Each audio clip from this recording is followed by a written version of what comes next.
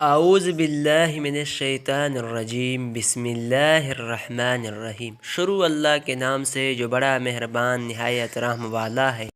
السلام علیکم معزز سامعین، آج ہم آپ کو غزوہ خندق کی واقعہ کے بارے میں بتائیں گے۔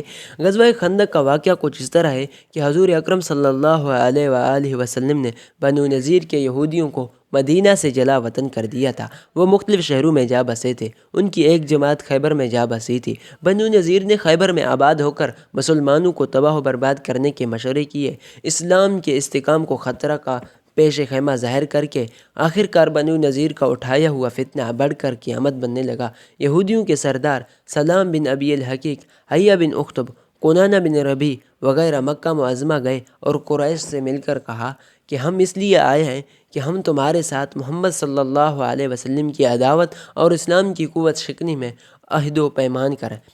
ابو سفیان نے کہا، مرحبا بکم و اہلاً، ہمارے نزدیک اس سے بہتر کیا بات ہوگی کہ محمد صلی اللہ علیہ وسلم کی عداوت اور دشمنی پر ہماری مدد کی جائے۔ اس کے بعد کعبہ کے پردوں کے قریب آئے اور عہد باندھا۔ ابو سفیان نے کہا، اے گروہ یہود، تم اہل کتاب میں ہو اور علماء و احبار میں سے ہو، بتاؤ کہ ہمارا دین بہتر ہے یا محمد کا دین؟ یہود جو دین و دنیا دونوں بیچ ڈالنے والے ہیں، کہنے لگے، تم بہ نسبت محمد صلی اللہ علیہ وسلم کے زیادہ راہ راست پر ہو۔ اس وقت یہ آیت اتری، اے محبوب خدا، کیا تم نے نہ دیکھا کہ ان لوگوں کو جنہیں کتاب کا کچھ حصہ ملا وہ ایمان لائے بتوں پر اور شیطان پر، اور کہنے لگے ان سے جنہوں نے کفر کیا، یہ ایمانداری سے زیادہ سیدھا راستہ ہے۔ یہی لوگ ہیں جن پر اللہ لعنت کرتا ہے، اور جس پر اللہ کی لعنت ہو اس کا کوئی مددگار نہیں، اور کافی ہے ان کے لیے دوزخ کی بھڑکتی آگ۔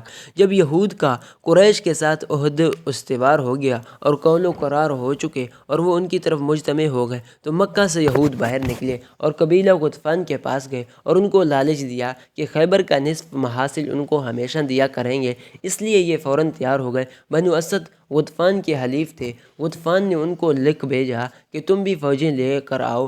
قبیلہ بنو سلیم سے قریش کی قرابت تھی، اس تعلق سے انہوں نے بھی ساتھ دیا۔ بنو سعید کا قبیلہ یہود کا حلیف تھا، اس بنا پر یہود نے ان کو بھی آمادہ کیا۔ تھوڑی ہی مدت میں ایک لشکر جرار فراہم ہو گیا جس میں 10,000 جوان قبائل و عرب اور یہود کے شریک تھے۔